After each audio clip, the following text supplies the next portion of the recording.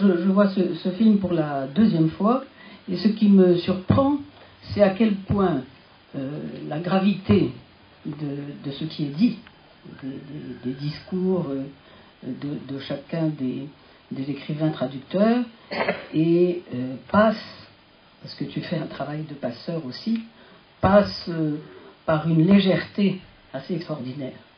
Et on a envie, quand on arrive à la fin, d'en entendre encore.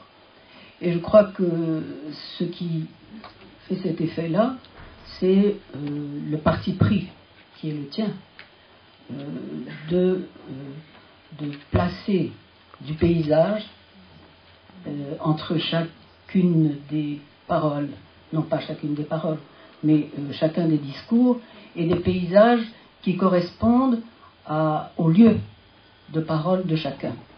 Donc on a des paysages différents, hein, puisqu'on va de Boston à Paris, Tel Aviv, Barcelone, et on a chaque fois des architectures différentes, on a des végétations différentes, le vent est le même. Hein. Je n'ai pas identifié le vent, et les oiseaux, je ne les ai pas identifiés non plus. Donc on a ce qui fait la nature, ce qui fait le paysage et ce qui fait la terre. Et moi, ça m'intéresse justement ce parti pris qui est le tien, parce que je pense qu'une langue, je suis pas la seule à le penser, une langue est éminemment et fortement liée à de la terre. Je dis de la terre, je dis une terre, la terre, enfin bon, la terre est là, très présente, toujours, et elle est présente dans ton film à ta manière. Et ça, c'est très intéressant. Et ce qui m'a intéressé aussi, c'est comment la traduction, parce qu'en général, c'est l'hébreu qui est là. Hein. C'est l'hébreu. Je ne sais pas si c'est toi, mais en tout cas, c'est l'hébreu. C'est la langue hébraïque, cette langue sacrée, hein, qui va devenir petit à petit l'hébreu moderne et langue profane. Et comment cet hébreu est pesant, comme le dit le Palestinien de la fin, pour lui, l'arabe est pesant. Hein.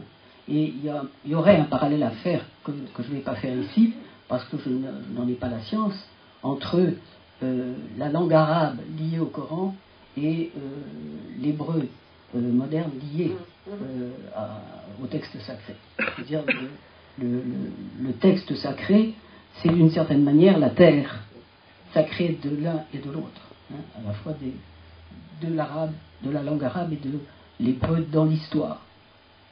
Et ce qui m'a intéressé aussi, c'est le rapport des traducteurs à cette langue. Comment cette langue est tellement, tellement ancienne, sacrée, prégnante. Enfin, c'est à la fois une marâtre et une mère. Et on a l'impression que chaque traducteur et traductrice se retrouve dans la lutte. Hein. C'est une lutte permanente pour eux. Pour chacun d'eux, c'est une lutte. C'est une lutte qu'ils mènent avec passion. Et la passion, on la sent bien, et tu la fais bien sentir dans la manière dont tu les fais parler, parce que tu n'es pas là, mais on sait que tu es là.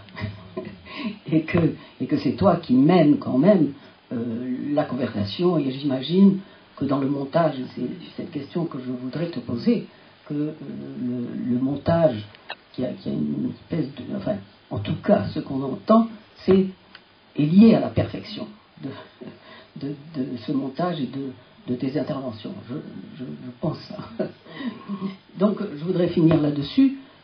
C'est ce qui apparaît, c'est que la traduction de l'hébreu, et en particulier de l'hébreu, hein, puisque c'est centré sur l'hébreu, est une sorte de défi permanent, de négociation permanente.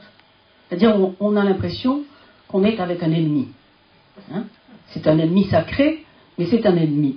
Et aussi le risque, chaque fois, de la trahison.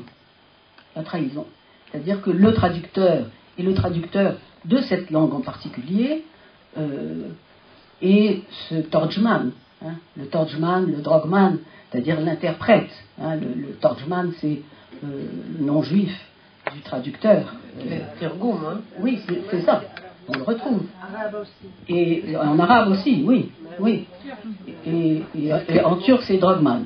Que les mots truchement vient... Oui, bien sûr, bien sûr. Et ce torjman, ce traducteur, est d'une certaine manière une sorte de transfuge. C'est un transfuge.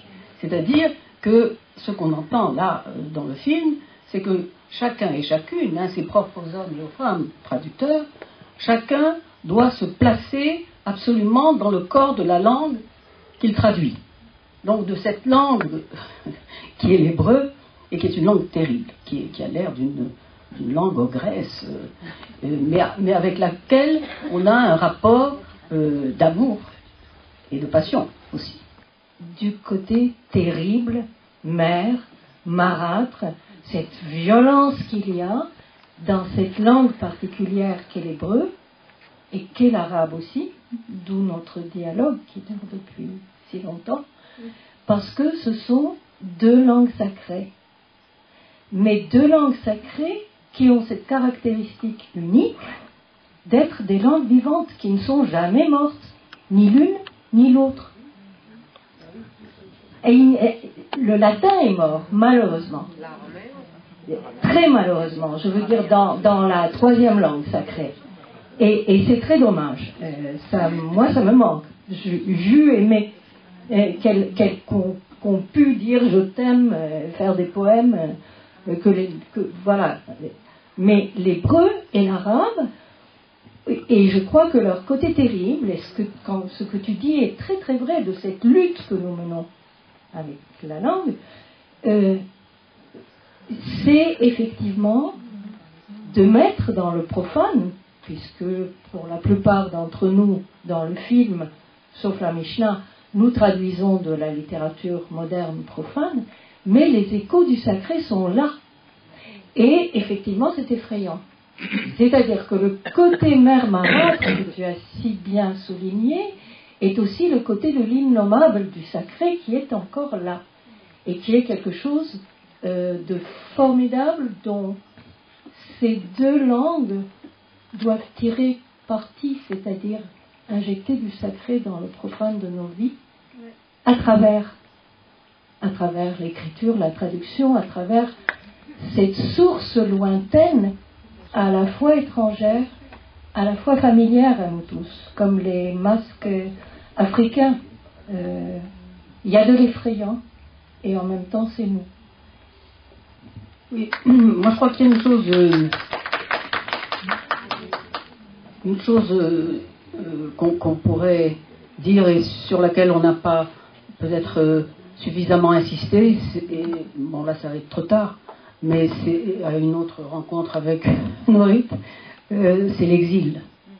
Dire la place de l'exil pour chacun, exil de corps, exil de terre, exil de langue, et l'exil aussi par rapport à la vieille langue sacrée première.